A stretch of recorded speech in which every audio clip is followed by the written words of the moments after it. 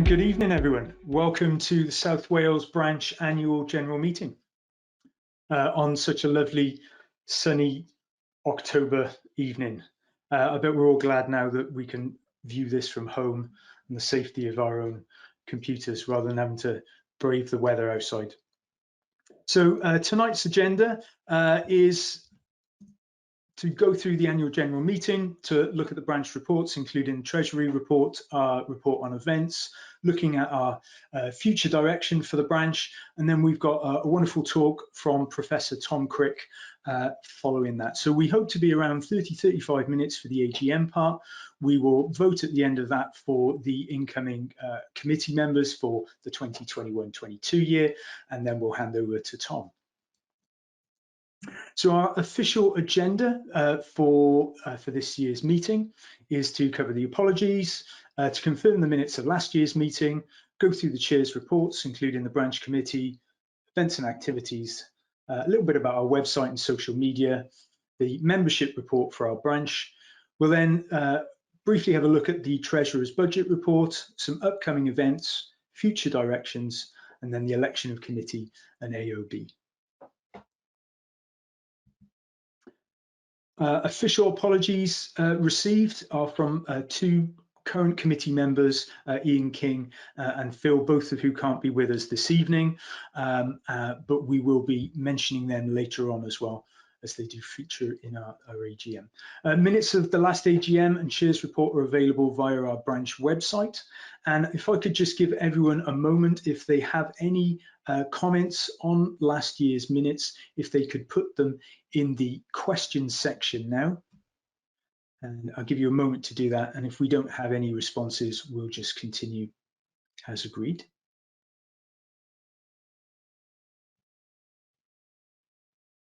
Marvelous. I'll take that as the minutes are agreed.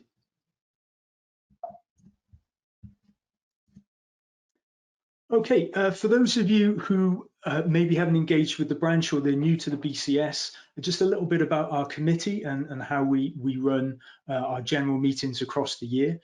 We meet the first Wednesday of every month.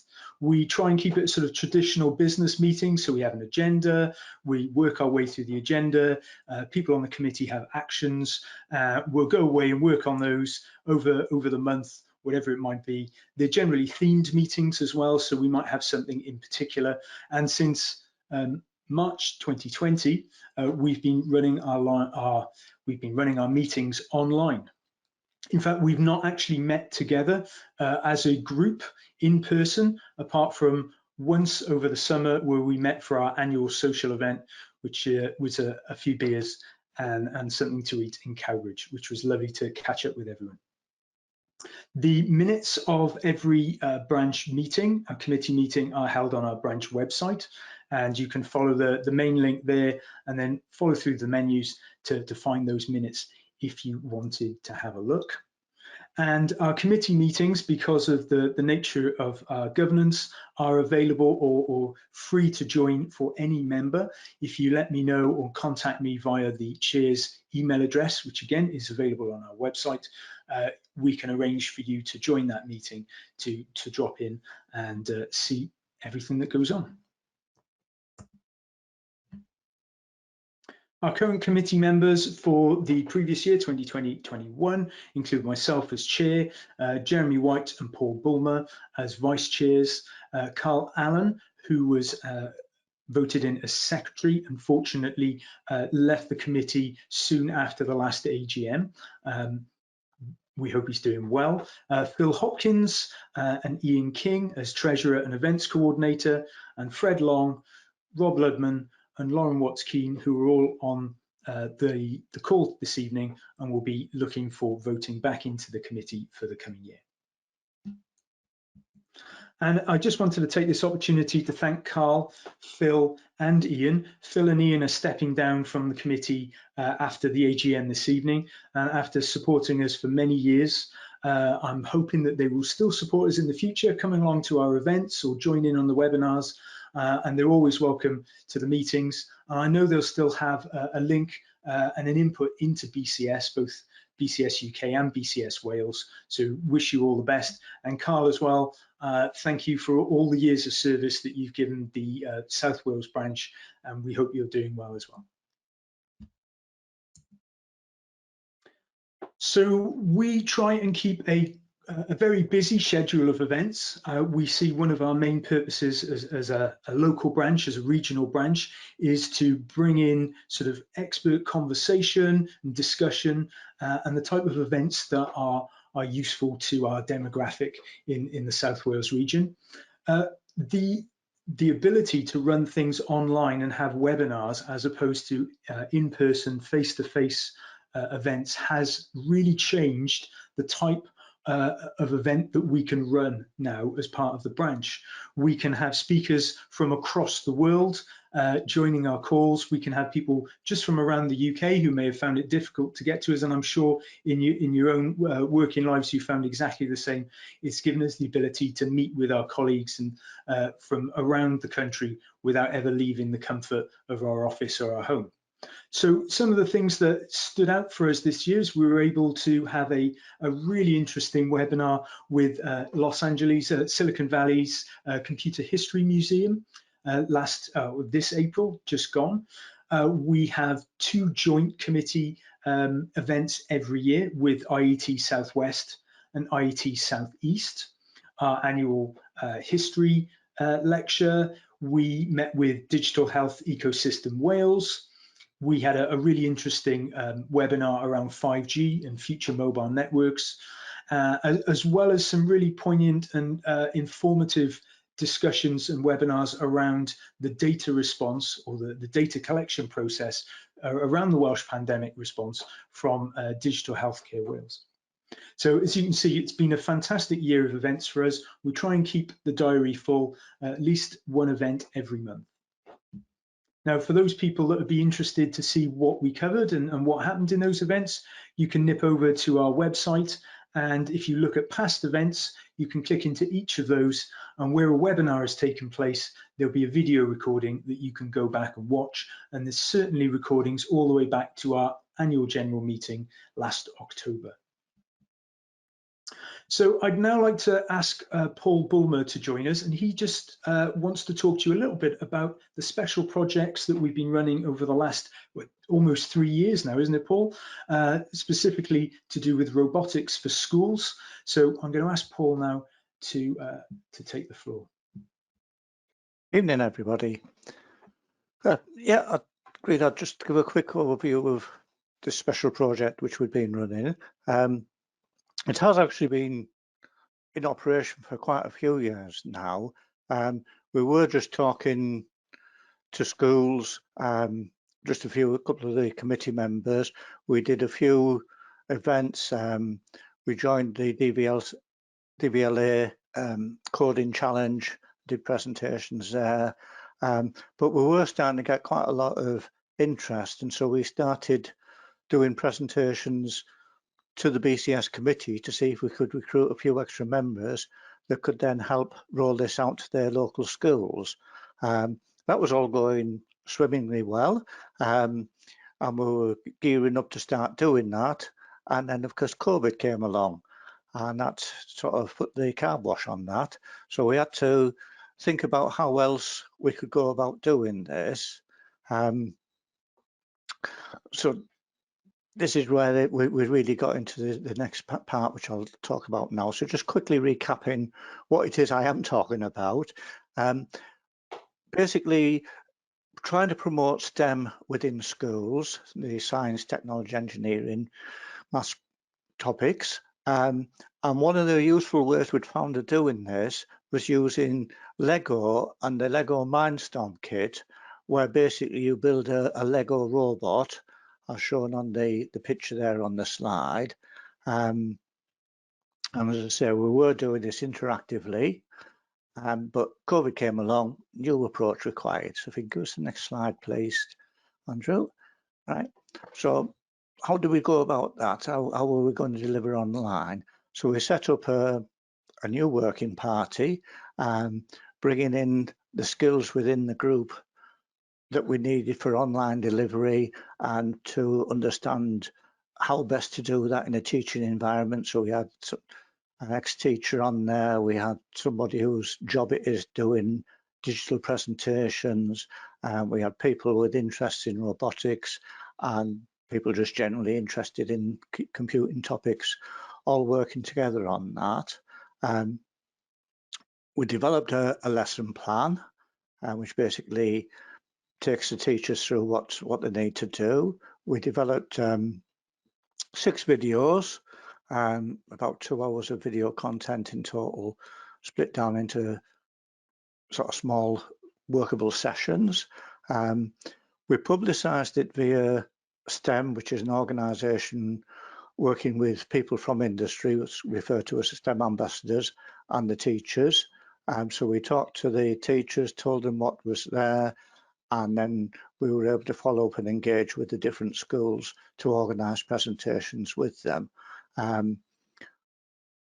Generally, the idea is that the teachers, without any further involvement from us at all, they can just pick up the lesson plan and the materials there and use it, or we can work with them on a hand-holding for the first session, and then once they're comfortable, they can continue to deliver that themselves.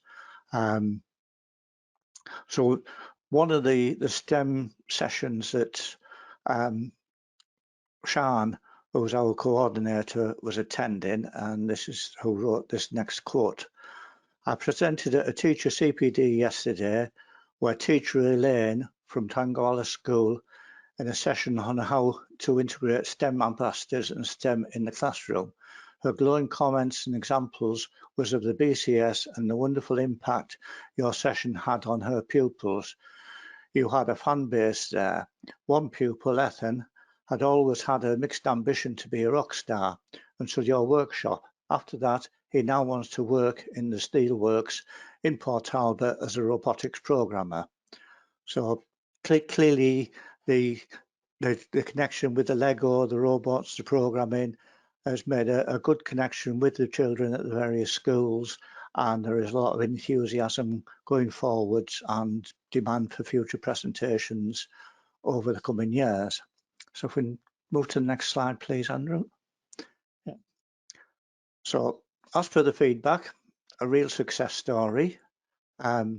Typically 2 hours of engagement per session with multiple sessions now completed and further sessions planned for the coming year. So plans for the next year, let's say we've got a number of volunteers there, but this interest is very broad. It's into the primary schools, of which there's a lot of primary schools across Wales. And so we're only too happy to take on further volunteers. So if any of you would like to join us or simply to find out more, by all means, get in touch. And we can provide training, etc., so that you can then get involved both with the virtual sessions and hopefully as things start to ease up next year with the vaccine, etc., may even do some physical sessions actually in the schools as well. So that gives a good recap of that. If there's any questions, pop them in the questions pane and we'll try and answer those for you. Back to you, Andrew. Thanks very much, Paul. And so as Paul said, I don't think he's given himself and his team enough credit here as just to how phenomenal the success of this project has been, and what started off as just a few small sessions on our usual monthly events. So instead of having a speaker, we were doing things around the Lego Mindstorms and robotics, and that's just kind of snowballed into what Paul and the rest of the team, Jeremy as well, is a major part of this project. It's just fantastic to see it all come together. So thank you very much, and well done for everyone who's involved. Thank you. Right, thank you, Paul.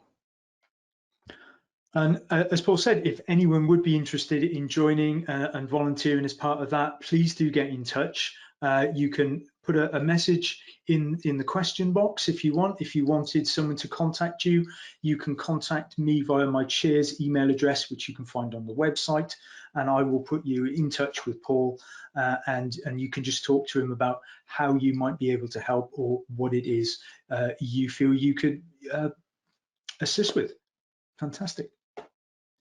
Okay, so branch social media and website. So our website is becoming more and more interactive with what we're able to offer, and with more of our events now being run as webinars. As I said, you can actually go back and look at the past history of these events, see the videos, the question and answer sets from those sessions are available as well, including any resources and quite often a copy of the slide deck as well. So it's a really good resource for anyone. And if you attended and you just wanted to go back and grab some of those resources, or you've just heard good things about some of the events, then please do check them out. Our website also contains details of the events for and links to the other branches that we're linked to in Wales. So we obviously have very close links to our Mid Wales branch, run by Fred, or chaired by Fred Long, who's on the call this evening and is also a member of our committee, as well as the Chester and North Wales branch. And together we sort of create the regional or the national Welsh BCS in Wales, which is something that BCS Central are hoping will become more and more prevalent in sort of the policies and campaigns that BCS are sort of driving forward with their strategy across the entire UK. At the moment, BCS in Wales is still sort of being reborn. I guess it's in its infancy. It's run in a similar way in the past, but over the past year, during our time of lockdown, we've been able to sort of give a little bit more focus about what we would like that to look like and how we can better serve the people of the region, as well as work closely with Welsh Government. And the same is happening with our counterparts in Scotland, England directly, and in Northern Ireland as well. We're also active on social media. We have a Twitter account and LinkedIn. We quite often will be using that to advertise our events, if nothing else. So we won't bombard you with lots of spam or anything like that. So do give us a follow. If you are interested in keeping up to date with our events, you can pick them up from there. As well as that, we do have an Eventbrite page, so you can follow the BCS on Eventbrite. And of course, everything is also posted on our website in advance of it going live. So in terms of our membership, which is obviously a major part of what we do in our branch, is creating those members and involving and supporting those members around the South Wales region. You can see from the slide now that our membership has sort of varied over the last few years. There have been lots of contributing factors for why that might be. In terms of our annual, our figures have risen from something around 1,200 total in the 2019 year to 158 last year, and we've slightly dropped to 152 this year.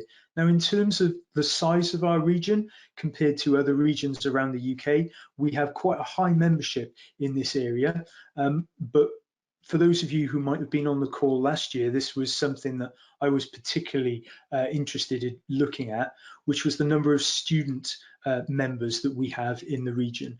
Considering we have some very large institutions across the corridor, from Swansea, Cardiff Metropolitan, University of South Wales, Cardiff University itself, and the colleges that do tech awards, there really is no reason why our student number should be so low, only 112 members. The BCS have been pushing a number of campaigns to try and increase the number of memberships at that level.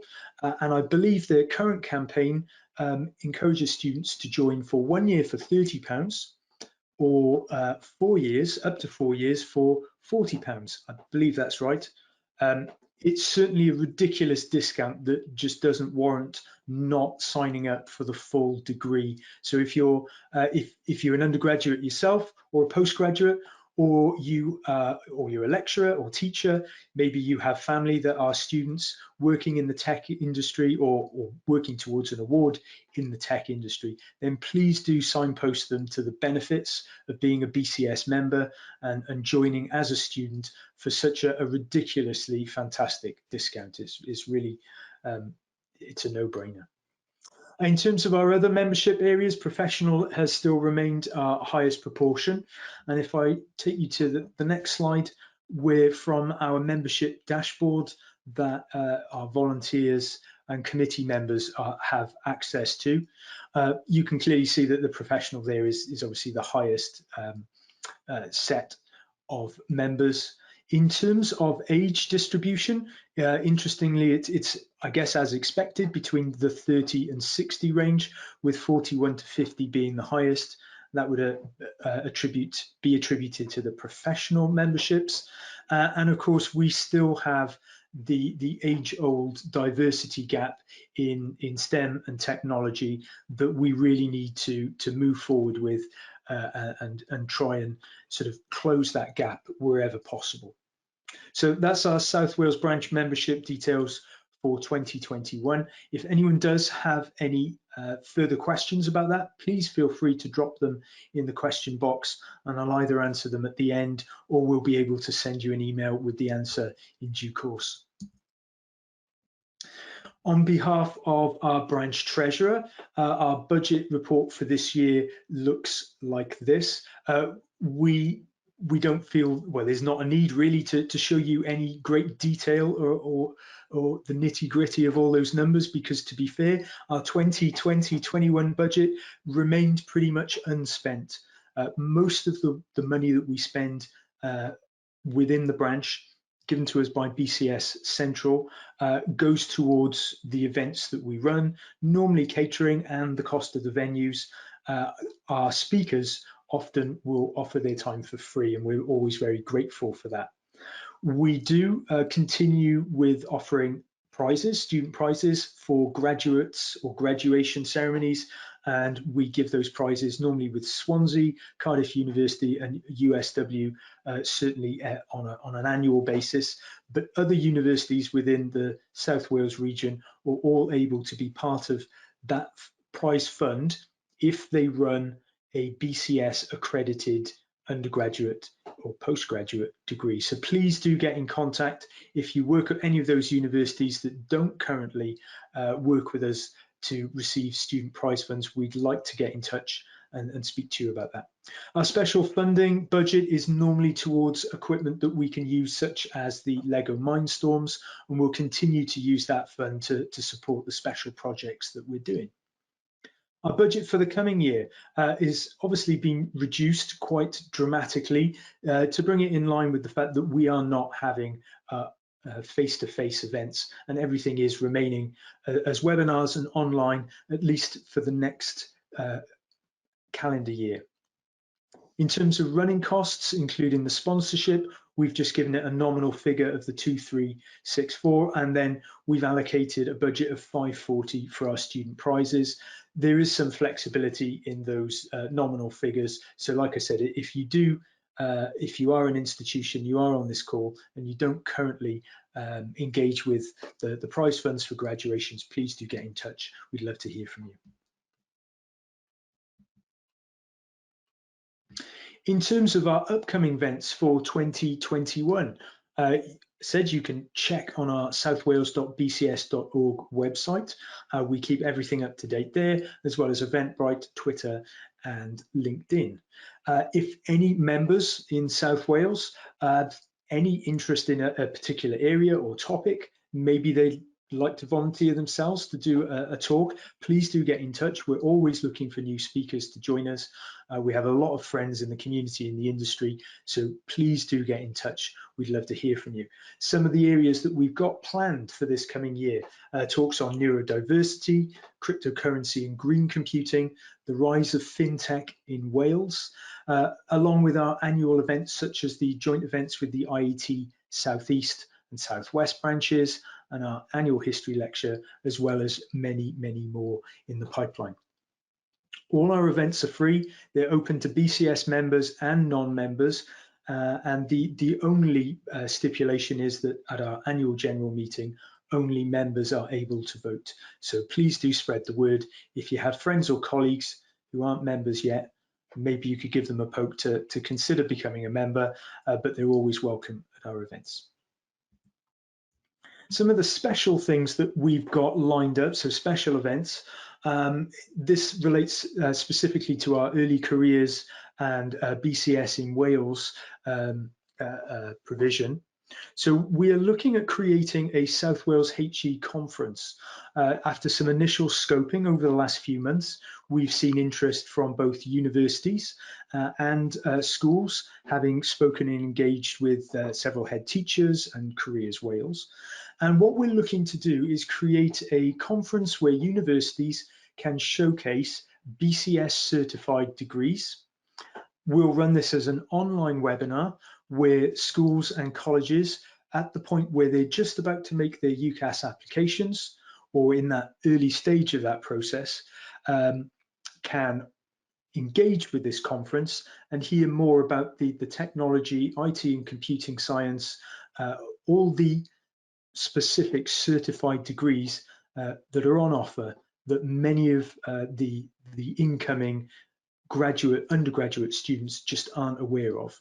So we really want to, sing the praises of BCS across Wales and make sure that people are aware of what we have on offer. The other thing that is very close to my heart, and that's the BCS student chapters. So coming from a university myself as an academic, I remember when I came up through my studies how important the student chapter was, and it seems such a shame that we do not do more with the chapters within the Welsh universities that we have access to.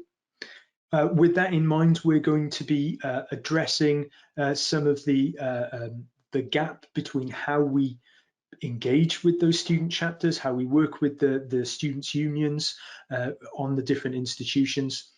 And we'll be looking to re-engage with any chapters that have maybe gone a little bit quiet over the past year, understandably so. So beginning with USW, after a meeting this week, we'll be re-engaging their chapter in the next couple of weeks, and we hope to follow that with conversations with the other institutions up and down the region. Again, if you work at any of those institutions, if you have students that you think would love to get involved with the society and you don't currently have one, please do get in touch, let us know. I'd love to have a conversation. The BCS policy and campaign from BCS Central, as delivered quite recently by our new president of the BCS, has put forward the 2021-2025 strategy with 4 key themes delivered to the BCS in Wales membership, right across the membership, to talk about these key themes and how we as volunteers, as members, as specialist groups can embed some of these themes into what we do and our interactions with everyone across the IT industry. So taking the top one, we're looking at our digital lives, the competency of our skills, ethical and accountable professionals, and how we can push that, the ethics and competency, and ensure that we are seen as the professional body within the UK. Greater diversity and inclusion in the IT profession and how that's benefiting society. Taking a really deep dive and close look at digital divide, or the digital divide, the modern measure of inequality, as some may say, and it can be closed to access, and how it can be closed to access skills as well as technology. And the world up, the key theme, sorry, this is not written very well, but we'll be looking at how we as BCS in the UK, BCS in Wales, can help to achieve net zero using digital and data technology. So where possible, we've tried to embed those key themes into our own regional focus for the next year. We want to continue closing that skills gap for young tech enthusiasts, school leavers, primary school level, all the way up, as well as the teachers. So training the trainers, putting the skills in the hands of the teachers to deliver STEM activities around robotics and technology that maybe they might not have considered to have done previously. So thanks to the great work that Paul and the team are doing. Continuing to encourage new membership volunteers to join South Wales, both improve our balance of diversity, gender, age, to actually be the beacon for the rest of the region in terms of our committee membership. Engage with local IT businesses and industry, develop and deliver relevant and exciting events. And again, if anyone has any ideas for events, if you wanted to come forward as a speaker yourself, please do let us know. And anything that does align with the key focus and the strategies for the 2025 would be perfectly welcome. To work closely with the new Early Careers Executive Group, the Early Careers Advocate for our committee is Lauren, and this year Lauren will be, as I said, working towards getting that HE conference up and running for next year's intake of undergraduates. But it's also about supporting that future talent pipeline for the industry and the region, both Wales and further afield. And then to continue to work with our higher education institutions in the region, right across the M4 corridor, and help to develop and nurture more student chapters, engage more student membership, and really play home the importance of being in part of the Chartered Institute for IT. So we come to the point in the evening now where we have to vote in our committee members for the coming year. Could I ask Jonathan Fish, who's joining us this year as a new volunteer? Welcome, Jonathan. If Jonathan wouldn't mind putting his camera on so that those on the call can see who he is. Hi, Jonathan. So Jonathan has quite kindly offered to take up the role of branch treasurer. The branch treasurer is part of the governance structure for our volunteer committee and therefore has to be voted in separately. So for myself and Jonathan, first of all, I'd like to ask if all the members on the right-hand side of your screen, you should by default see the GoToWebinar panel. And on the side, you should see the option for questions. You can pull that question panel out as a separate box, or you can just expand it to open up in the same sidebar. What I'd like everyone to do is, if you have any objections to the first vote, which is to vote myself in as branch chair for the committee of 2021-22, if you have any objections to me taking that role, please could you put that in the question box now? And I'll give you a moment.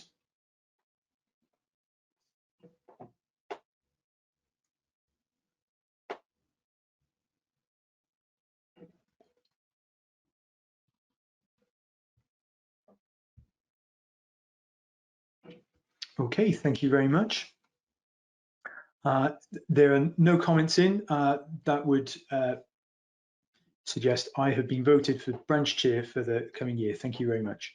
Can I now ask that everyone do the same for our branch treasurer, Jonathan Fish? If you have any objections to Jonathan taking up the role of branch treasurer for the coming year, please put your objections or make your objections known in the question box on the right-hand side of your console now, please.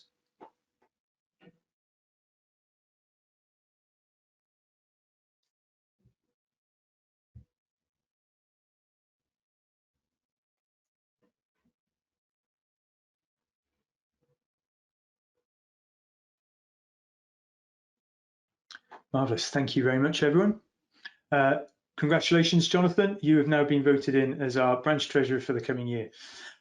Could I ask everyone else that's on the call, just so that everyone can see you are really there in the flesh, could I ask everyone else on the call who is standing for committee membership for the coming year, please put your cameras on now.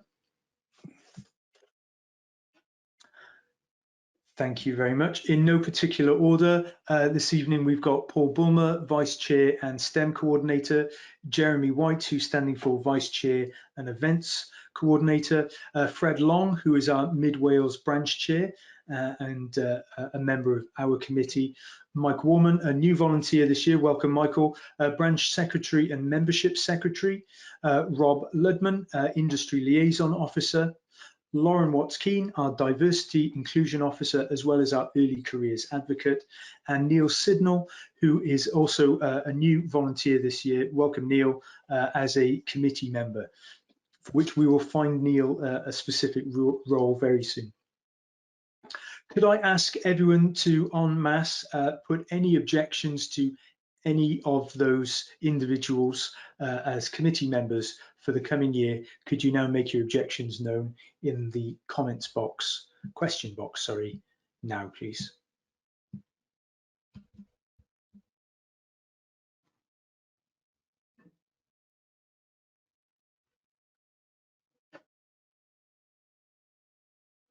Thank you very much. I will take that as a vote in everyone's favour.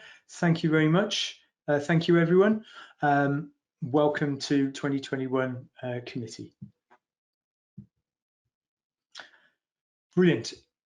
All that's left for me to say in terms of the AGM then is no other business. We had no notifications received.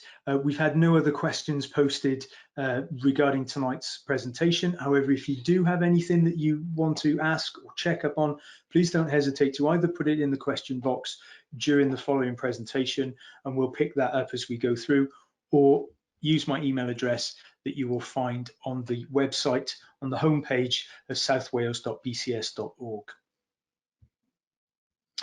So yeah, all that's left for me to say is thank you all. Thank you for attending the AGM.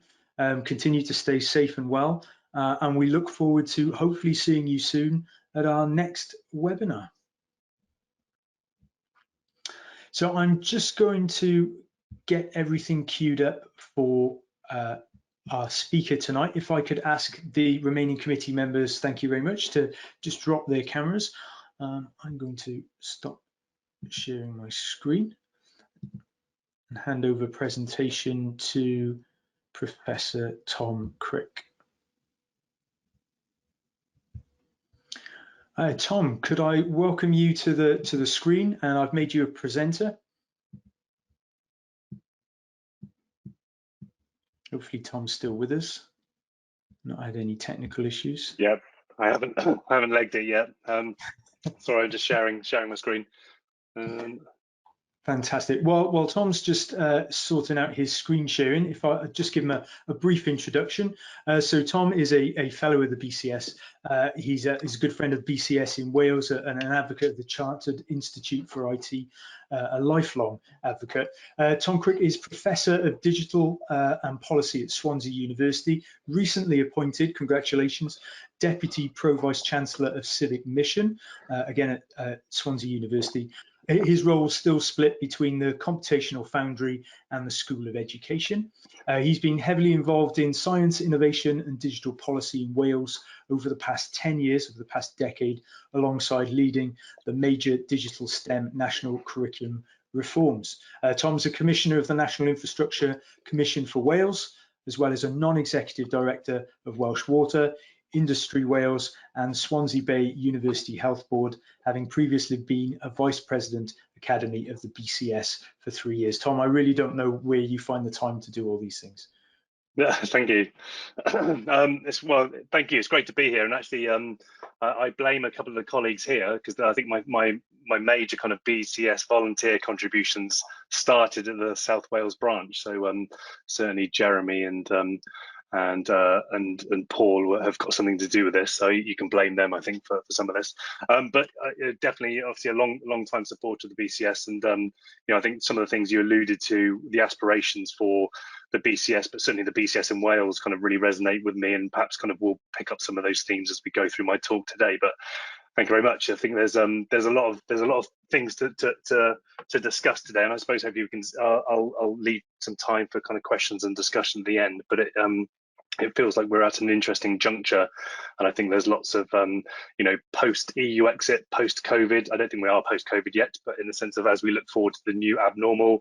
And obviously, more broadly, when we think about what does this mean for Wales, you know, as an economy, as a society, as culturally, economically, we're at a kind of an interesting nexus and sort of inflection point. And I think there are lots of positives, but I think also there's a few challenges facing us. And I think maybe we can frame that around digital skills, around the economy and the infrastructure. So hopefully we can pick up those threads today. Just checking everyone can you see my slides? Can you hear me okay? Okay, absolutely perfect. I shall leave you to it. Thanks very much, Tom, and good luck with the presentation. Thanks, Andy. Okay, it is great to be here, and obviously it's nice to see friends and colleagues again. And I hopefully you'll recognise some of the sort of threads that that I'm going to pick up today, and also hopefully you'll agree with some of it. And I'm kind of keen to hear, what does this mean for perhaps us as computer scientists? What does this mean for us as members of the BCS as a professional body, particularly with that kind of strapline of making IT good for society? And it's really invigorating to see the BCS having a much more significant and visible presence in Wales too, particularly over my tenure when I was a vice president from 2017 to 2020, but I've been a trustee from 2013. So it's kind of, you recognise the challenge of sort of saying, well, that's different in Wales, and actually there's a specific context in Wales. And I think that presents challenges, but it also presents a number of opportunities. And I hope you can pick up some of those today.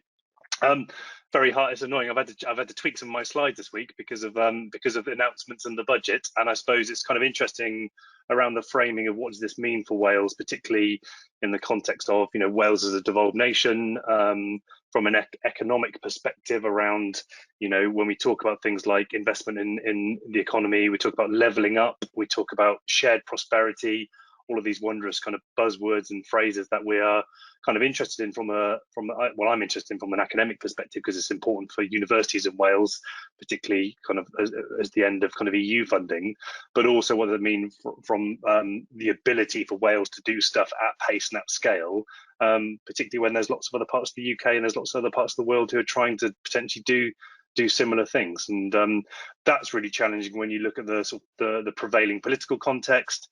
And that's probably been problematic. Let's not talk about that too much, but it has been difficult when we talk about the intersection of interests and purview and responsibilities between the Welsh and the UK government, and clearly the increasing tensions around that, because you could argue, what does with the removal of European sort of structural funds and who has control over those, there's a very interesting sort of tweets from journalists, BBC North journalists, sort of saying this is very interesting around centralisation of kind of budgets and responsibility.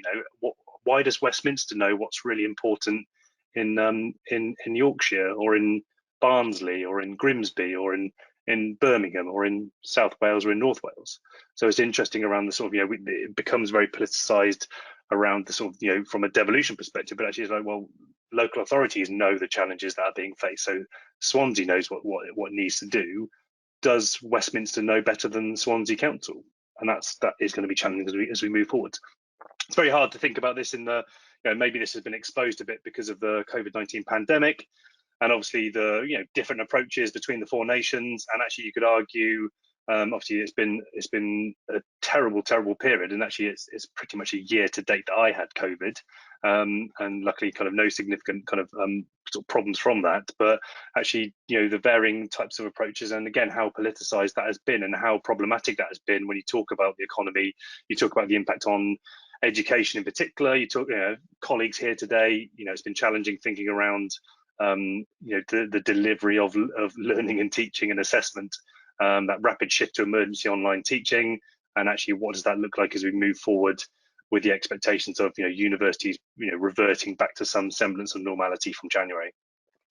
That wider kind of context, when we think about the economic challenges facing Wales, and actually when we think about this in the context of a new programme for government with the new Welsh government elected in May this year, and actually the declaration of intent by having a minister and a deputy minister for climate change. And actually this is an acknowledgement. So the Welsh government had previously declared a climate emergency, or accepted there was a climate emergency. Well, what does that look like as we kind of continue that thinking? But when we talk in this context of the net zero agenda, what does that look like for Wales, both from an infrastructure perspective and an economic perspective?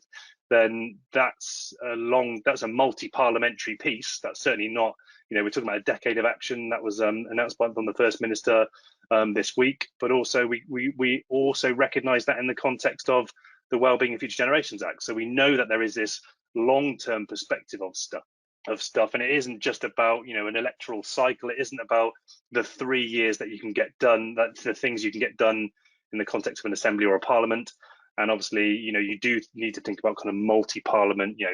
We are at the very least talking about a 5-year, but 5 to 30 year kind of horizon for some of this sort of stuff.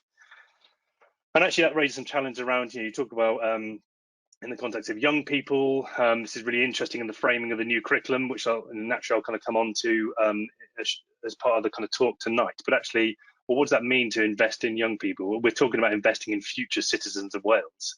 So actually, what does that look like around from an education and skills perspective? What does that mean from opportunities in life? And actually, again, what does that mean? What's the kind of external perception of Wales as a place to come and do high value R&D, or it's a vibrant kind of digital ecosystem and a digital economy? You know, you see Swansea and Cardiff being very clear in things like the Tech Nation stuff. You see Cardiff Capital Region, Swansea Bay City deal. You see the Mid Wales growth and North Wales growth deals. What does that look like in the context of regional innovation and competitiveness and the kind of wider levelling up agenda?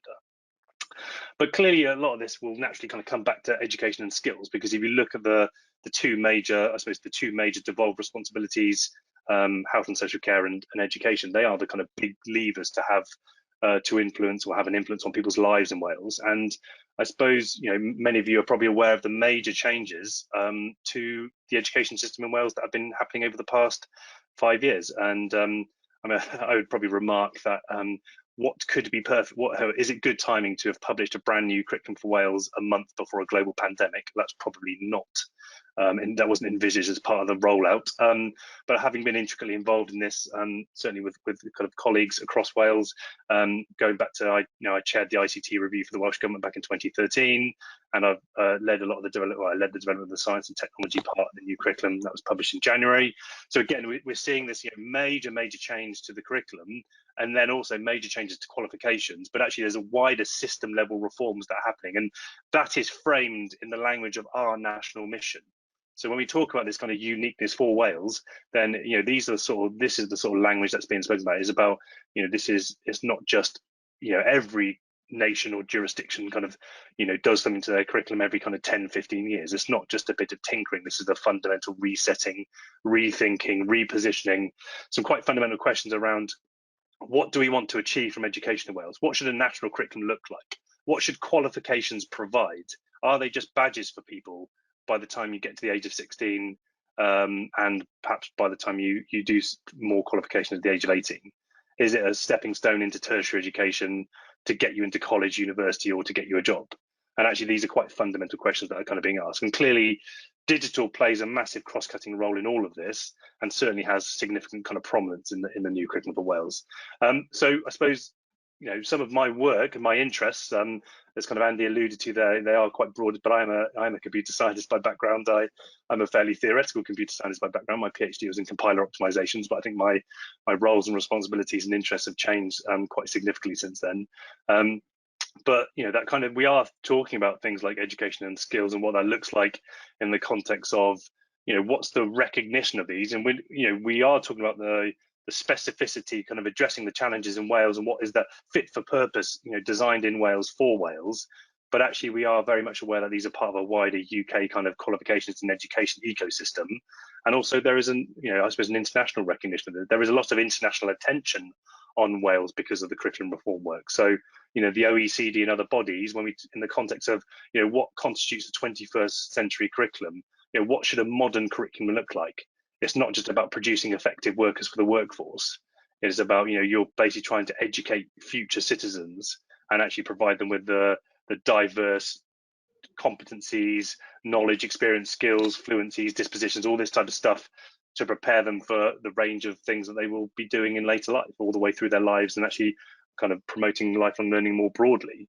And actually then, clearly we see that wider piece around digital society and culture. So we have a very clear recognition that, how on earth could you not have an emphasis on digital as part of compulsory education when it plays such a massive part in our lives? So yes, many of us are consumers of technology, but many of us are creators of technology, and that's also the fundamental principles of also some of our economic aspirations, in the sense of, we talk about this, the language of the digital economy, about the knowledge economy, about high value R&D.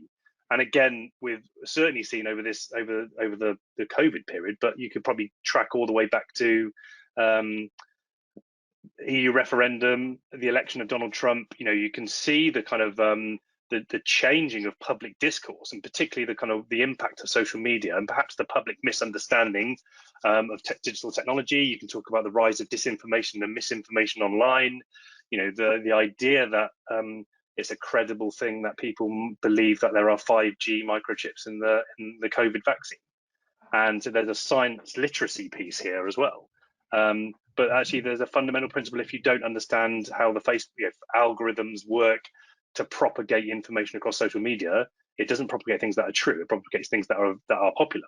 And I think that's, you know, there's a media literacy piece here. There's a baseline digital literacy that is required to become a citizen of our world, of our society, and that's really, really challenging. And then coupled with that, there's that wider piece around, well, you know, we are seeing politicians and policymakers trying to legislate for some of the challenges that we face in the online world. Online harms is a key issue we'll kind of touch upon today. But, you know, in the sense of you're trying to legislate for some of these things that are actually kind of maybe societal or cultural issues and not necessarily technological issues. We're also in the challenge of having UK politicians who are trying to legislate on the internet. Yeah, but we don't own the internet, and we kind of have parts of it at some level. But the idea that you can enforce this stuff, but then also the counterpoint of there being, you know, the major US technology companies are essentially have unchecked power in this domain. So, you know, if you talk about Facebook as a country, it's probably one of the largest countries in the world, and it has, you know, it's able to flit between jurisdictions and essentially to kind of avoid much scrutiny until fairly recently, and that's hugely problematic, because we know that some of the kind of tech literacy of some of our elected representatives is fundamentally poor, because this is not going to be a doorstep issue. And again, I think then that clearly, you know, there's the economic aspirations around here. So when we talk about things like the digital economy, which should really be in double quotes, because the digital economy is not a thing. And then we talk about things like the importance of national digital and data infrastructure, particularly from a connectivity perspective. That's particularly important for Wales when we talk about kind of rural urban challenges and the importance of kind of accessing public services online, accessing health and social care. So actually, you know, our dependency on our distributed and kind of multiple aspects of digital and data infrastructure is really, really profound now, both implicitly and explicitly. It's visible and perhaps hidden as well. And then also, you know, we're kind of clearly seeing this fundamental, or maybe pre-COVID, thinking about what public service delivery looks like, or the delivery of public services, but certainly kind of post-COVID, or as we kind of start to emerge from COVID, around, you know, how do we do some of this stuff? And actually, you know, I sit on one of the big health boards in Wales, and that's a massive problem when we talk about service redesign and the ability to do stuff, you know, because otherwise you're never going to catch up. So you have to fundamentally rethink about how you're going to deliver some of these kind of fundamental public services. That raises big questions for perhaps us as academics, and I suppose that kind of links to my new role at Swansea as sort of as Deputy Pro-Vice Chancellor of the Civic Mission. And I think, you know, that's a suitably vague term. It could mean everything and nothing. But actually, you know, what's the, you know, university to anchor institutions in the region nationally. So, you know, think about the university some of us work for. We're not just big employers. We are economically significant. We are important to the economy of Wales. So actually, what does that mean? What's our wider role? You know, in the sense of, for Swansea, yes, we have clearly kind of very, very strong international research and innovation links. We educate a lot of students. We produce a lot of graduates. But what does that mean for the locale in Swansea? What does that mean for our communities in Swansea, in the Swansea Valleys, in the Swansea City region?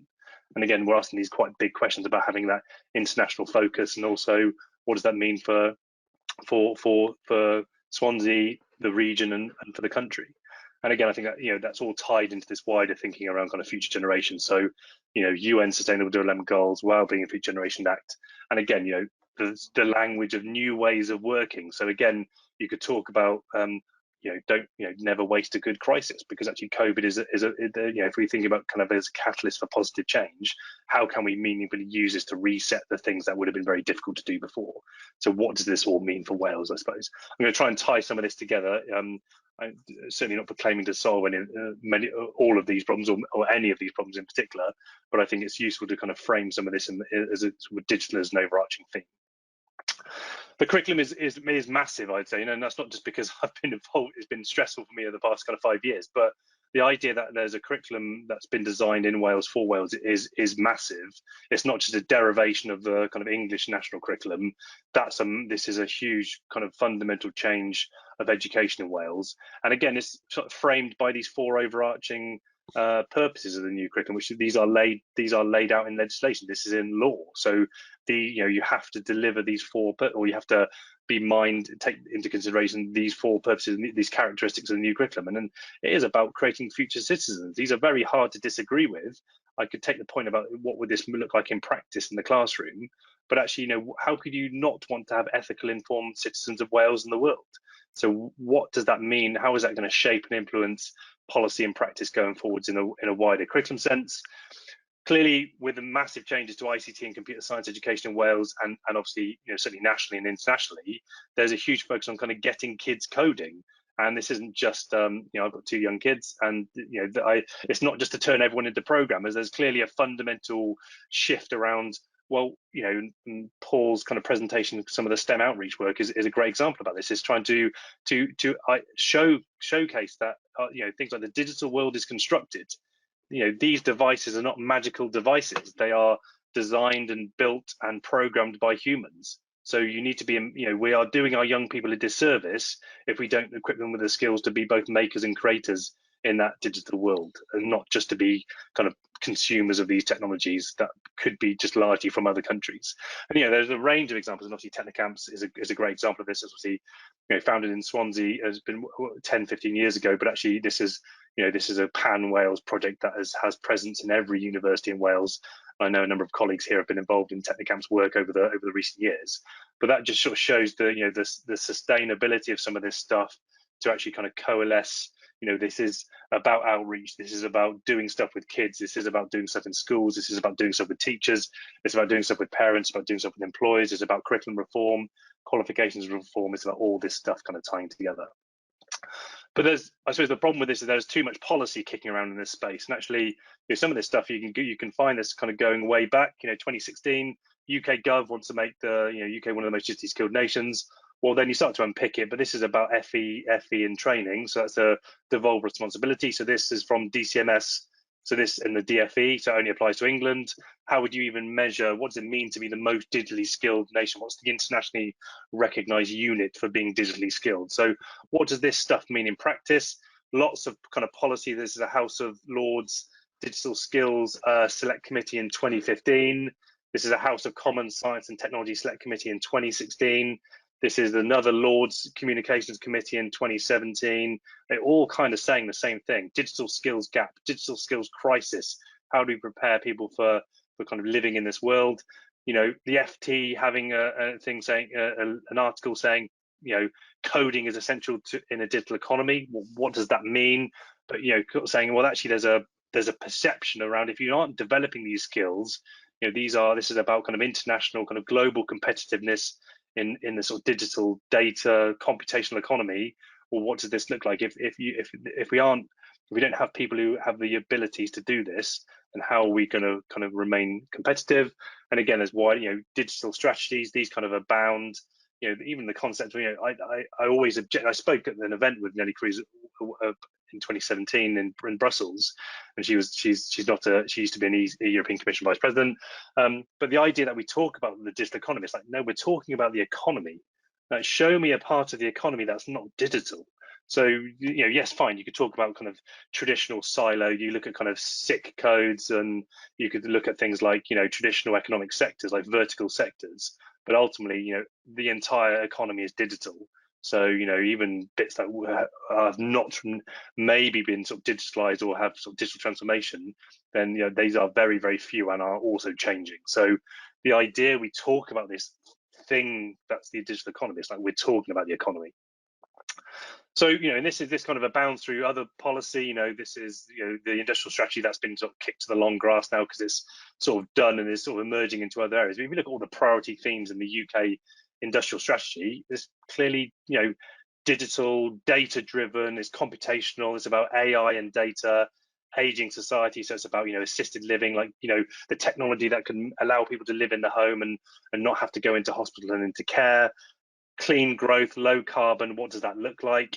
future of mobility, autonomous vehicles, and what's the kind of smart, intelligent infrastructure that we need for all of these things to work. So bandwidth, connectivity, it's about 5G and beyond. It's about data infrastructure, data architecture. Like, what does this look like? And then you are big questions about ethics and data sharing, and then we start thinking, what does that mean for Wales? Like, we've seen this in a lot of kind of economic aspirations, and certainly for science innovation policy, and even with the new programme for government from this May, there's very, very clear aspirations around what does this look like, as a new digital strategy for Wales that was published in March. And again, if you look at those 6 missions, digital skills is a key part of that. But actually, this should be front and centre for Wales. And actually, it's kind of interesting when you think about the USP for Wales. I think we've spoken a lot about this. This has been on the radar quite a lot, but I still fear that there are, when people think of Wales, outside of Wales, they just think of mountains, castles, lovely beaches, dragons, and that's not particularly, that's not what we want. Yes, we do have that, but also we want to talk about, we recognise that there's some exceptionally good companies, there is exceptionally skilled people, there's vibrant digital ecosystems, there's kind of groups of companies, there's supply chains, there's all of this sort of stuff fitting together in North Wales and South Wales and all over Wales. But actually, I fear that sometimes the pitch for Wales is not as clear as it could be for, say, Bristol or the Southwest, or for North East or for the Northwest of England. And again, this is where we talk about that kind of regional competitiveness piece in the context of levelling up. But there's a societal piece here. So, we recognise that these are fundamental questions that people are going to have to answer and have to start to address. And again, we see these are kind of, we talk about the multiverse, we talk about the impact of the convergence of technology and social networks, the impact this has on people's lives, and actually quite significant impact on people's lives. This is a report published by the Royal College of Psychiatrists in January last year, and actually, it basically made a recommendation saying social networks should expose the internal data, because it's like they are not sharing what they need to share, and we're deeply worried because as the recent news between Facebook and other companies fairly recently has sort of shown that they know that these things are addictive, and they know that these have a massive impact on people's perception, body image, and a huge influence on people's lives, and they're not going to share their internal data. And actually, what does that mean from a regulatory perspective? What does this mean in the context of online harms when it's being framed as about freedom of expression? How do you regulate stuff on the internet when it's a global infrastructure and companies are able to do stuff all over the world in different languages, in different cultural contexts? Well, what does that look like when you're talking about UK legislation and enforcing UK legislation? But this is, we focus a lot on young people, but this is clearly important about all kind of demographics of society. So, the Elder Persons Commissioner for Wales, there's a report that was published at the back end of last year when we think about, what does this look like when we're talking about, leaving no one behind? We talk about kind of digital inclusion and actually ensuring that people are able to meaningfully engage in all aspects of society and access public services and do the things they need to do. But actually, this is when we talk about the availability of say, health and social care in Wales. You can access it through the mode of your choice, and actually that will probably be hybrid, some of it online, some of it face to face, as most appropriate. But actually, that is also about the language of your choice. So actually, if you are first language Welsh, you should be able to engage with public services through the language of your choice. And maybe it's your preference about how you decide to do that. So how do we equip that, and how do we ensure that that doesn't have a massive impact on people? And again, this is, like I said, it's affecting kind of public discourse. It's affecting, we're trying to legislate for morality. We're trying to legislate for, sort of technology solutions to maybe perceived societal problems. And maybe some of these things are educational issues as well. So the idea that, I'm not going to labour too much about non-conventional sex acts, because that's perils abound. But the idea that fairly recently there was legislation that for what 2 consenting adults might want to do in the privacy of their own bedroom, it was illegal for a third person to watch it online. That seems a bit strange. So again, we've got the issue about our legislative framework or laws that don't seem to fit with kind of changing and shifting societal norms, and nor do we acknowledge that we sometimes don't need to have special legislation for things online, because it's already protected and it's already kind of covered off by existing legislation. There's always the knee-jerk reaction, like we need a new law for this because of this thing that's happening online, and that's particularly worrying too. And again, also, these things are not electoral issues. So the idea that when we talk about the Investigatory Powers Act, and we talk about online surveillance of digital communications, then not many people know the powers that are available under UK law for certain government agencies, and that's particularly problematic. Particularly when you have ministers saying stupid stuff like, we should ban encryption. This is when I speak about the kind of the competency of our elected representatives. This should be ridiculed. It's the idea that for a minister of state to say that this is probably slightly unfair, but to say that because encryption is inconvenient, that you should ban it for certain people, shows a fairly profound misunderstanding of how encryption works, and also clearly that there are no magic backdoors for the good guys that don't also let the bad guys in.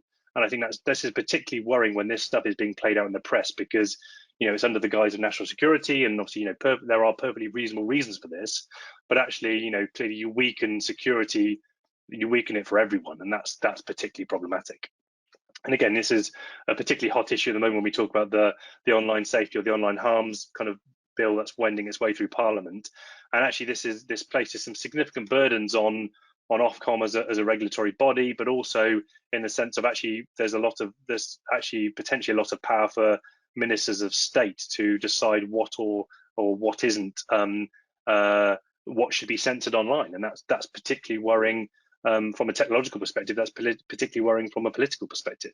And again, this is about digital rights. This is about civil liberties. This isn't just about a tech issue that kind of geeks are worried about. This affects everyone and has an impact on our lives. And again, we talk about data and what this means from the care.data stuff that happened in England a few years ago, which has really dramatically shifted and changed kind of people's trust in data sharing and who has access to data and with whom it's shared, because we need to do this. This is a public health, this is a population health issue. We need to be able to meaningfully share data sets and to be able to do stuff for governments to function. But actually, if people distrust government agencies and don't want to share data, then this is and as COVID has really exposed this, that we've been successful because we can meaningfully share data and do stuff with it.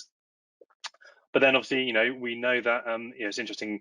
Facebook has published something fairly recently saying that you are not the product. I think that's that's an interesting framing that I think you could set as an essay for undergraduate students, perhaps. But also, there's this kind of wider discourse around like, what about our personal data? It has intrinsic value. There is a transaction going on. What does this mean around people's awareness and understanding of this when we talk about the data economy and we talk about people's understanding of things that they put online, digital footprints? We have a generation of young people whose lives will be captured digitally. What does that look like? Because actually, this fundamentally changes the ability to look up people and to see what they've done in the past. And actually, data is not the new oil. This is a much better description of data. I'm happy I found this online a little while ago. I think I'm very happy for you to borrow and share this, because I have a visceral reaction when I see like data is the new oil. It's not. Data is brilliant and hugely problematic at the same time. And actually, it's sometimes viewed as an asset to be exploited. And I think that can also be quite problematic framing too. But at the same time, we recognise its huge importance, and actually there's a declaration around what does it mean when we talk about in the context of open data and data sharing, data for the public good. This is the sort of framing that we talk about in the sense of from a public health and population health perspective. And then we start to talk about this in the context of national data resources. This is a declaration of intent when we're building national data infrastructure for Wales and being able to do stuff that can have massive importance and massive value, both for the public sector as well as the private sector, and certainly for citizens. How do we better invest in this and better articulate its benefits and recognise this is a sustainability piece, and this isn't just, we can fund it for 2 years, but it has to be revenue generating at the back end. Actually, no, this is data for the public good. We might need to pay for this stuff because it has wider societal benefits for everyone, and it's a necessary part of government infrastructure. And again, I'm just coming to the end of my term on the Infrastructure Commission for Wales as one of the inaugural commissioners with 11 other colleagues, and there is a bit of resetting and sort of repositioning for the new Infrastructure Commission particularly looking at kind of renewable energy. But actually, we've had a massive focus on digital infrastructure and connectivity and what that means for Wales. So, you know, we know this is an ongoing challenge when we start to look at next generation technologies and, you know, kind of hybrid technologies to look at kind of coverage across Wales.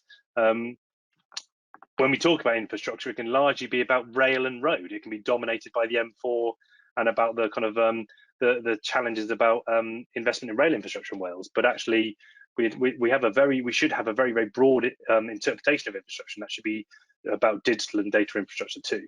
And again, we recognise some other work that I and colleagues have been involved in back in 2019 around, we start thinking about the impact of digital innovation on the economy and also the framing of the future of work. Again, it's that well-being for generations perspective, and what does it mean about this disruption? Will it fundamentally change roles? That's not about, you know, universal basic income. This is talking about, actually, this is a fundamental change to entrenched economies and entrenched in companies in Wales. And actually, what does that look like in sort of future sustainability and our sort of uniqueness and positioning, both within the UK and internationally? And I think that's really challenging. But there's also the opportunity, because of things like the city and growth deals across Wales. How can they be best leveraged? And unsurprisingly, they all have massive digital themes. This is a huge opportunity. But again, it can't just be about building things. It has to be a bit more savvy and sophisticated, and like looking at how all these projects intersect and much more kind of system level thinking and approaches to reap the maximum benefit, both in the short term and in the longer term for Wales. And again, this is, you know, particularly important. Some of the announcements fairly recently for the Swansea Bay City deal. This is big. This is huge for the region. This is huge for should be huge for you know, the connectivity, you know, thinking about South Wales, but also what does that look like into Mid Wales, into North Wales, and actually thinking about this both in the north-south sense as well as an east-west sense, and actually, you know, the wider sort of tangible benefits for people across all of Wales, and not just focusing on, say, a road that kind of comes into South Wales. But actually, you know, I think we can this is kind of mentioned a bit earlier around, you know, actually it's very easy to overlook the diversity of challenge across Wales. And, you know, particularly as this has been exposed by COVID around, you know, the impact of COVID-19 on education. I've done a lot of work with colleagues kind of trying to map some of this, a lot of empirical kind of national and international studies looking at the impact on education, both compulsory education, but certainly higher education. And actually, I think we can massively forget the digital and data poverty piece. And actually, that is a socioeconomic piece, but also that, you know, I think you can forget that, you know, some of my students have been listening to my lectures on their mobile phone in their bedroom. And that's probably not the best way to engage with learning as part of a university course. And I think, you know, it's very easy to make assumptions that everyone has laptop, everyone has a great device, everyone has fantastic, you know, fiber connectivity to the home. No, actually, a lot of people rely on their you know, their pay as you go data connectivity on their mobile phone, and people are sharing devices and sharing bandwidth and connectivity, and that is a genuine problem. And this is some work from Nesta, which looked at some of the kind of challenge across Scotland and Wales. But I think, you know, we have to think about this in the context of when we talk about digitalization, we talk about digital public services, we talk about the potential from digital, then actually this doesn't also kind of widen gaps and exclude certain demographics. But I suppose, unsurprisingly, some of my thinking around this is you know, there is a longer term piece around what does it look like for the new curriculum for Wales, and, you know, partly because myself and colleagues there is a very strong prominence of digital, in the sense of, you know, we've seen massive reform to ICT education in Wales, and we've seen, you know, the prominence of digital competence as a statutory cross-curricular skill alongside literacy and numeracy, which is that's a declaration of intent. You know, you can't get away from it now. It is a proper thing in a cross-curricular setting. It's unique in a UK setting. I think it's largely unique in an international setting, as well as having computer science within the science and technology area of learning and experience. So, you know, I think there is a very bright future. You know, clearly the devil is in the implementation and the rollout of the curriculum from September 2022 onwards. But again, I think we have a very strong position for, you know, and this isn't just me as a computer scientist saying we need more computer scientists. Actually, I want to have a scientifically and technologically literate citizenry, So that means we have to crack this in an educational sense. And that's not just people taking more of these qualifications. That's a good thing. But actually, I want this to be having a wider educated, at the end of compulsory education, they get these things. They are exposed to science and technology education broadly defined, and they see the cross-curricular linkages. They see the importance for their kind of their locale, the kind of region, and what this means for Wales, and also it prepares them for society, the future society they'll be living in, and hopefully preparing them for a range of different roles and careers and jobs as they go forwards. But it isn't just about we need more some of the furore around GCSEs and actually what does it mean about the number of science qualifications or the number of science GCSEs. I think that's looking at outputs of the system. It's like, well, hold on, what are they going to be studying? How, when they finish compulsory education, what have they learned? What have they been exposed to? What knowledge, experience, and skills have they got? And again, it's back to those fundamental questions about what do we want to achieve from education, and what do we want to achieve from qualifications. So kind of summing up, I suppose, kind of pulling it together and thinking about, I think we are still at an inflection point for Wales. There are massive opportunities and things ahead, but also there are some perils. And I think we are there. We talk about Wales is the only country trying to do this. Wales is the only part of the UK trying to do this. So actually, what is this kind of USP for Wales? And actually, what does the devolved kind of structural, the devolved government provide for us in the sense of when we start to think about this move away from traditional kind of closed, top-down, bureaucratic kind of paper-based transactional interactions, and we start to talk about this kind of fundamental change between a new type of interaction between citizen and state. And we start, you can talk about government as a service, government as a platform, but essentially we are talking about like, what does it mean to have digital government? What does it mean to be able to do this stuff effectively and be able to deliver high quality digital public services, and more importantly, to make sure that they are citizen centered, or they are patient centered, or they are student centered. They are user led in that sense. So actually it's not just designing stuff because it's useful for the local authority. Actually it's like, this is for citizens. Let's make it as easy as possible for people to use this and for people to access it in as many ways possible in the language of their choice. And it all kind of interconnects better. Is people have control of their data, they have understanding of what this all means and what it looks like, because we shouldn't be making the same mistakes that have been made quite a lot in the past and have been very, very expensive in a UK setting or in lots of other countries. So again, this kind of co-creation or co-construction piece around how can you design services for patients or services for citizens without making them intricately kind of involved in the process. And again, there's sometimes a lot of good talk about this, but actually there's a much better understanding of how we can do this effectively going forward. So I do think we have lots of these pieces kind of fitting together in Wales, but I do think how does this come together is you could argue that should be laid out in the programme for government that was published in sort of June, July time. And actually what does this look like for the government that's going to be kind of working from 2021 to 2026. And again, I think we have to this whole pitch as a Wales as a digital testbed or as a policy testbed or a technology testbed is hugely attractive and should kind of feature as a key part of our USP for Wales. So actually, like, what's the pitch? Like, come to Wales and test stuff out. Come to Wales and trial stuff. We've got rural-urban challenges. We've got population distribution and density. We're open to trying out new technology. We've got the environment. We're bilingual. We've got this kind of we've got the infrastructure and the diversity of challenge across different parts of Wales for this being a great place to try out new technologies and to try out new policy interventions and to rapidly test and scale and to iterate and refine things. And that's where the pitch has to be. And again, it is about engaging and making sure communities and citizens are a key part of this, but also clearly, we should be able to leverage the fact that we have massive changes to education and skills and qualifications, and that should be something that we should be leveraging as a sort of USP and as part of the kind of PR and pitch for bringing people and bringing companies and bringing organisations to Wales to say this is a place to do these things. And again, we have to think about this kind of long-term investment in our kind of the digital and data infrastructure, and what does this look like? What's people's awareness and perception of Wales, both in the UK context and internationally? But actually maybe some of this stuff has to be framed around things like the UN Sustainable Development Goals and the Wellbeing of Future Generations Act, to sort of say, what are the grand challenges we want to solve? How do we say, in 20 years time, we want to have we want to give young people the best start to their lives. So we want to have the healthiest, most educated kind of 0 to 18-year-olds. And how do we do that? How do we deliver that? So, how do we kind of frame this in the context of a big vision? And I suppose some of this stuff certainly sits with my kind of, falls under my kind of new responsibility as civic mission. But clearly, some of this stuff is important from a BCS professional body perspective. So, if you're talking about making IT good for society, well, what does that mean for not just for members of the BCS, but actually for everyone else? What does it mean for citizens? What does it mean for the society, culture, and the economy? So, actually, there are some interesting challenges and opportunity ahead for BCS as a professional body, and for the IT, profession very, very broadly defined.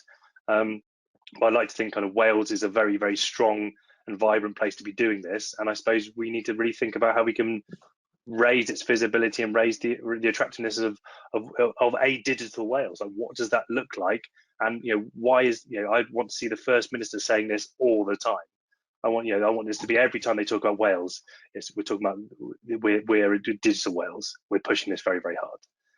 So, Dr. Marianne, thank you very much. Hopefully that kind of frames, maybe there's a manifesto there, or maybe there's a declaration of intent. We're at an interesting point at the start of a new government. There's a 5-year kind of program for government, but actually, I think we also have to deliver on some of this stuff. So I don't want to keep talking about the digital promise for Wales, the potential. I want to be able to point to some tangible things. We need to do some stuff, and actually then, it's kind of the proof is in the pudding, and it's the delivery of some of these things. So big opportunities, but we have to start delivering. Thank you very much. Thanks, Tom. Thank you, Tom. Absolutely fantastic. Right, questions. We haven't got, hopefully we'll kick things off. We've got a few questions from some of our committee members, and I'll start with a statement from someone who, one of our attendees, and just wonder what your thoughts are on this. They've said, for sure, the gap is getting bigger. It's getting harder and harder to hire good people, especially in cybersecurity. So in terms of the skills gap, what are your thoughts on that sort of statement? Hello, Dee. He's one of, if it's the D Bolt that I know, it's one of my former students. So it's a delight to see you. So nice to see you anyway.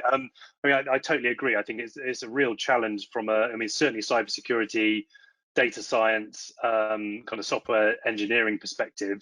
We know, the kind of competitiveness. Think about South Wales. If you're good at this stuff, then you can. It's very hard to recruit and retain talent, particularly in the context of the kind of pay in Bristol, or we end up poaching each other's people. And I think that's great if you're one of them. But then I think we actually building that kind of more sustainable kind of bigger pipeline of talent is a big problem.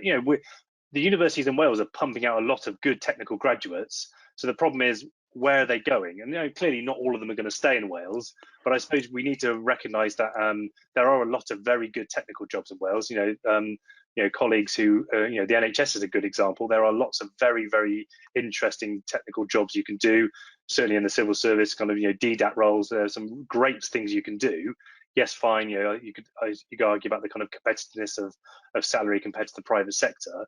But actually, I think maybe it's the visibility of some of these roles, as well as some amazing, high growth, tech startups, SMEs that are kind of in and around Cardiff and Swansea and across the rest of Wales, is around actually kind of showcasing these. Fine, people will always want to go to London and work for your finance professional services and for your big tech companies, but actually, it's sometimes I don't think we sell or the visibility of some of this stuff in Wales. So, I think there's a graduate piece, or maybe a tertiary education piece. FE and HE are producing lots of good technical people in Wales.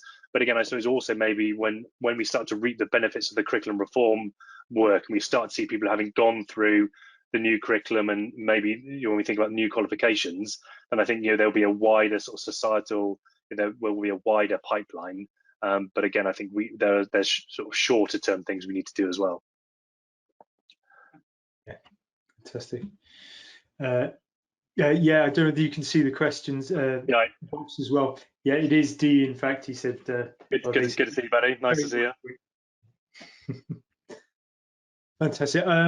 Thank you, Tom. I've got a question from one of our committee members. Michael said, "How should adult education change to support new skills or needs to improve knowledge or qualifications in digital or IT?" So I think it's sort of that broad scope of all those elements to support new skills or needs to improve knowledge or qualifications in digital or IT. Yeah, I think that is a big problem in the sense of lifelong learning. So I think governments, and I talk about kind of in the plural sense, they say a lot of positive things about lifelong learning, but they've realised it's very hard because actually, when you talk about things like kind of retraining or providing people with the opportunities from a professional development perspective, or from providing opportunities for companies to retrain and reskill their workforce. I think perhaps there's been some issues in the past where European funding has been used, like ESF has been used to attract people to Wales, and I don't think that's been used as effectively as possible. I do think we probably need to have a fundamental change around, we think about compulsory education, we think about, say, FE or HE or apprenticeships, and then after that, it's kind of forgotten. And I think we need to have a much more holistic approach to accessing education and training, and not just thinking about being like a kind of linear pipeline from school, college, university, or school, college, apprenticeship, or whatever, or school, college, or school to the world of work. And I think sometimes it's very hard to come back off of that. But again, I think sometimes some people leave education not liking learning or not liking education. Like, that's a fundamental failing as well. So hopefully we can crack some of that stuff. I do think there is an interesting thing, and this is to mount a very minor defence of universities, but I also think there is a bit of a mismatch between expectations between what should a graduate be able to do and also what are the expectations of employers. So I think there's still a mismatch between education and training, and also the responsibility for companies to develop their own workforce and invest in their workforce. If people want to leave, it might be to do with salary, it might be to do with because you don't develop your workforce. And I think there's a real tension between how can universities better support that, how can colleges better support that, how can kind of the education system more broadly support that, without it being seen to be, well, universities aren't producing good enough graduates. It's like, well, actually, I think they do, but also you're not going to be an industry programmer. I think you're going to be very good by the time you've got a software engineering degree, but I don't think you become an industry programmer until you go and program in industry. So there's a reality, there's kind of actually that there's an apprenticeship piece there from having done some of the technical stuff, a lot of authentic assessment, but clearly you need to go and do work in industry to develop your kind of professional kind of practice and competencies in that space. So again, I think maybe that means closer working between universities, and not just about I think maybe there's the offering in a tertiary education space. I fear there is still a gold standard about GCSEs, A levels, and university or degree, and actually I want there to be much more parity of esteem in a tertiary setting to say, actually, all of these routes are equally valuable and are appropriate for different people at different stages of their lives. And I think apprenticeships are we have to really think about what the availability and the range of higher end degree apprenticeships in Wales too. Actually, that was going to perfectly lead on to a question that I was thinking. You said the word apprenticeship, and then at the end you sort of finished off with, so what are your thoughts on the digital degree apprenticeships? I know more and more universities in Wales are kind of focusing on it. They're slightly different to those that are done in England. So what are your thoughts on the digital degree apprenticeships? Yeah, I mean, I think obviously we've got some at Swansea. I think they've been successful, and I think they're successful because of the strength of the employer relationships and partnerships. So it clearly needed a kind of a very engaged and capable employer to make them a success. And again, I suppose there are examples across all the institutions in Wales. I suppose how do we scale them much more? And also, you could argue that they were sort of priority funding for I suppose digital and software engineering and data science and cyber and engineering, but clearly we need a much bigger ecosystem of higher and degree apprenticeships too. So how do we fund them, and how do we ensure that a wider range of employers are able to meaningfully engage with them, not just companies that are big enough to kind of engage with. So I think they have been successful. I just think we need to make sure they are continued to be supported, and we are able to kind of widen the range and the scope of some of them. But I think some of the challenges when we look at funding for these is it takes sometimes they are rolling 3 years worth of funding, or when you look at kind of some of the qualifications, the level 3 qualifications, you kind of look at something of the higher apprenticeships, they are very specific, and I sometimes fear that is if we need more IT support people, so we're going to create a level 3 qual in IT support. I was like, I think we need to be a bit more future thinking than that, and just not, it's a bit reactive. And again, it's like, that's not how the labour market works. You don't have a magic engineers tap and then produce engineers. That's not how this works. So I think we need a much kind of more prepared sort of ecosystem to produce technical people. And again, that is that diversity and parity of esteem, both in the compulsory and a tertiary setting as well. Yeah, no, absolutely. I've got a follow-up question from Dee as well. Do you think those people who are in education here are now leaving Wales and not contributing to the economy as much because they can return home and work remotely anywhere within the UK? And on the flip side, are more people living in Wales taking remote jobs outside of Wales? COVID has opened up obviously a lot of opportunity for remote working positions. It's interesting when I think there was some very interesting BT OpenReach data that was produced as a, kind of at the back end of the first kind of big major lockdowns in 2020, and saying actually Wales was one of the lowest kind of, they saw a massive spike in infrastructure usage across the OpenReach network. And they were saying actually Wales and Northern Ireland were two of the lowest parts of the country for kind of uptake. Because I suppose partly that would probably imply things like, a lot of public sector jobs in Wales, but actually also there were quite a high proportion of jobs that couldn't be done from home. And obviously there are lots of jobs that you can't do from home. So I think that's a challenge, and I think it's about like the kind of the diversity of jobs in the economy in Wales.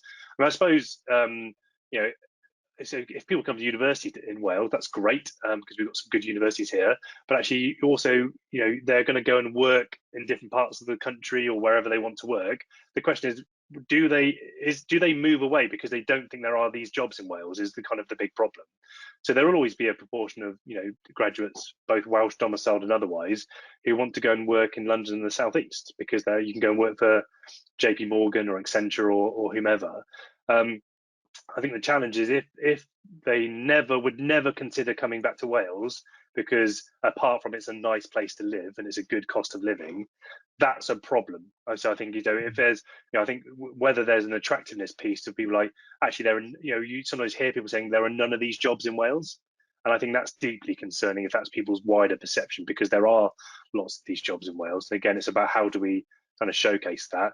I think the remote working piece is going to be very interesting as that kind of starts to shift and kind of continue to change over the next 18 months. Particularly, some employers have said, yeah, we're kind of happy with remote or kind of hybrid approaches.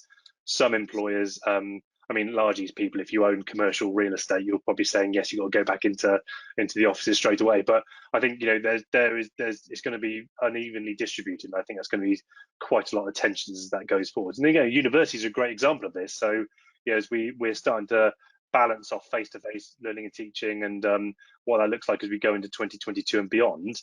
Whereas actually I've seen a massive value of doing synchronous and asynchronous online learning and teaching. So I don't think why would we ever drop that, because it massively augments learning and teaching. So the hybrid approach is the way forward. But then I think there's probably a certain amount of privilege that certain jobs and certain people are able to say that because we can work from home, and I have a spare bedroom that I can do work in, and that's not everyone does that. They're doing their jobs on their kitchen table, and there's 3 or 4 people maybe working in the house doing their job. So again, we have to think about what this means for different people in different parts of the population, different communities. But I think that's going to be interesting as that changes kind of over the next 12 to 18 months, and that's going to be different for Wales than maybe certain parts of the UK as well. Yeah. I've got another question now from Ramadan. It's an interesting question, but I think it may be very specific to a particular area of IT industry and cybersecurity. They've said, with effect to COVID-19 pandemic, are there currently opportunities in cybersecurity for people from outside of Wales to work within Wales? That certainly is in the company that I work for. There'll be a couple of contractors. Well, I was going to say the same. I'm pretty sure there are, and I think again, I think that kind of some of the organisations that I'm involved in, particularly at board level, it's been amazing to be able to kind of tap in. I know sort of the executive and people who kind of have the technical kind of leadership roles of, so you can tap into this national and maybe international pool of talent, and that's hugely attractive because you can start to build teams and you can start to think about, clearly there are some roles that that are going to require kind of physical presence, and there's kind of obviously a sensitivity about certain sort of cybersecurity type roles, but I think that's also the ability for Wales to get visibility, and you can bring in and build highly skilled teams from across the world. But I think there is a challenge, because we also need to make sure we are building and developing that kind of pipeline of like local talent. And again, like there's lots of examples of stuff to build the cybersecurity community in South and North Wales. And there are obviously big companies in South and North Wales, and there is an ecosystem around that. So I think it's visibility and showcasing the diversity of roles as well. Yeah, absolutely. I know from my experience, working within cybersecurity or academia in cybersecurity, we're seeing a lot of law enforcement work around Tarion, the regional organised crime units, South Wales Police and Gwent Police. They're always recruiting. It's not always the opportunity for those particular organisations to have people remote accessing, because it's not that kind of job. But other organisations like Thales and Airbus that do operate in South Wales are continuously recruiting. So yeah, those opportunities are there somewhere. I'm conscious of the time, as I promised we wouldn't keep you for more than sort of an hour, and we kind of kept to time with the AGM. So I'm just going to give it looks like one more question has come through. I'll put this one out there, and then maybe we could take one more after that, and then we'll sort of try and wrap up. So Andrew has asked, the adoption of digital working driven by COVID was negatively received initially by academia, as it's endangering significant dysfunctionality and disturbance to their pedagogical roles and their personal lives, with a beautiful reference there as well. Has this changed since you published the paper? And I feel it's important to practice with teachers. Oh, thank you for citing our paper as well. I mean, I'd say we've had a couple of. I mean, we were very lucky in the sense that we got a very good survey out in April 2020. So we kind of we captured kind of national and international perspectives from an HE kind of the sort of digital disruption piece. And I think that was the kind of the visceral kind of perceptions in the immediate aftermath of the first lockdown, and that shift to emergency remote teaching.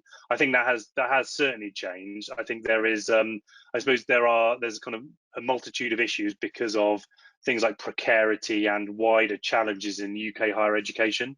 So I think along lines with like financial issues, and if you have a USS pension, that's kind of interesting at the moment for friends and colleagues here. But I think so there's lots of other stuff going on anyway. But actually, I think there's positives from there's a renewed prominence of things like digital pedagogy and practice, and thinking about online learning, teaching, and assessment. And actually, how does that look like in a disciplinary context? How does that look like around what does a hybrid kind of future look like?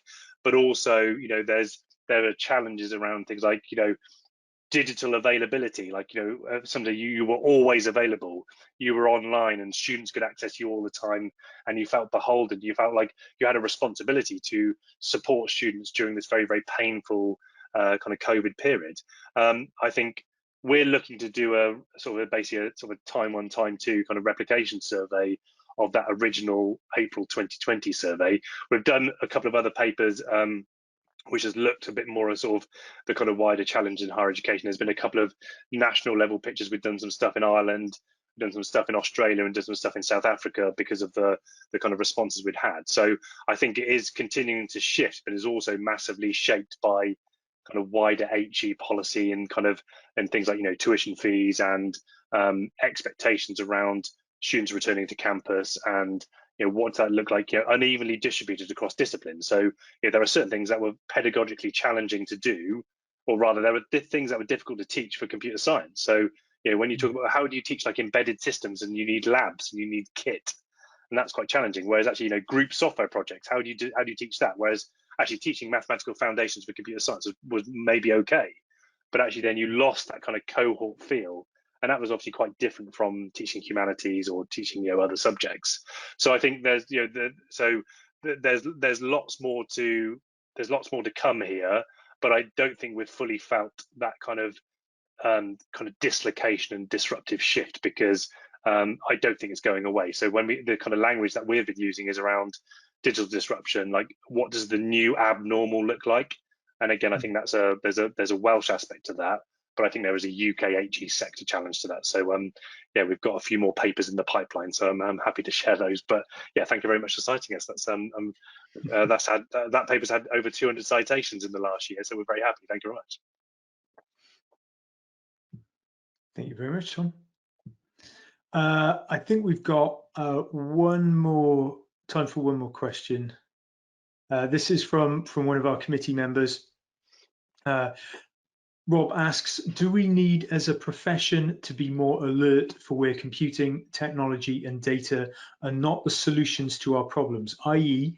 do we need to be more alert for undesired impacts of tech, divert society away from reaching for technology solutions if necessary, and we could see better overall results supporting wider well-being from non-tech solutions, if that comes across okay? Yeah.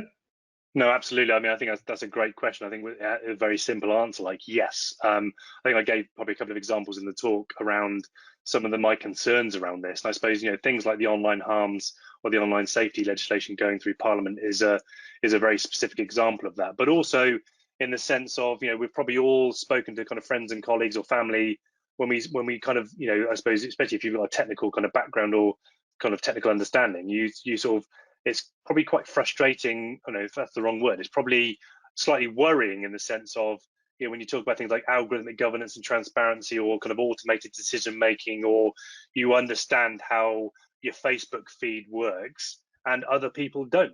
So actually that kind of media literacy, the misinformation, disinformation pieces has truly and empirically shown has changed public discourse. So we can't talk about stuff online now, you know, so, you know, let's not talk about Brexit, but, you know, that's clearly fundamentally broken. You know, you can't talk about this stuff on Twitter. There's lots of things you can't talk about on Twitter and social media. So actually, how does that shape kind of public discourse about major societal issues? And actually, if the knee-jerk reaction is like, we need a piece of legislation because people are being unkind to each other online, it's like, well, you know, people are unkind to each other anyway. But actually, you know, so is it about making sure people can't be anonymous online? I don't think that's the solution to the problem, because there's lots of people who need to be anonymous online and need to hide their identity for very, very legitimate reasons. So that's what shows a misunderstanding of how this stuff works as well. And also, you're then trying to implement technological solutions that probably won't solve the problem anyway, because if you look on Twitter, there's a lot of people who are happy to be very, very rude and offensive to people, and you can work out who they are and who they work for. So that doesn't really solve the problem. So I think there is a big problem, and maybe that is around, you know, we don't hold our elected representatives to enough, you know, they're not held to account around their tech understanding and their tech literacy.